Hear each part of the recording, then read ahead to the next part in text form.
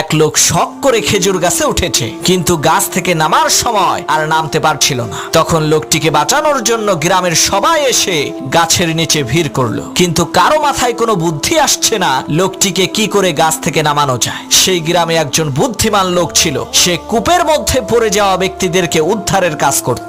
সেই বুদ্ধিমান লোক সেখানে এসে একটি রশি খেজুর গাছের মাথায় ছুঁড়ে মারলেন এবং খেজুর গাছের আগায় বসে থাকা সেই লোকটিকে রশিটি ধরে মাজায় বেঁধে ফেলতে বললেন, আর রশির অপর প্রান্তে কয়েকজন লোককে ধরতে বললেন। বুদ্ধিমান লোকটির কথা মতো তারা রশিটিকে ধরলেন। হঠাৎ করে সেই বুদ্ধিমান লোক বলল, এখন টান মারো।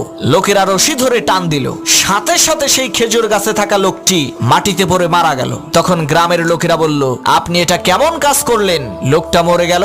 তখন সেই বুদ্ধিমান লোক বলল, ভাই, এটা লোকটার কিসমতের দোষ, আমার কোনো দোষ নাই। এই একই টেকনিক খাটাইয়া অনেক মানুষকে আমি কুয়া থেকে বের করেছি।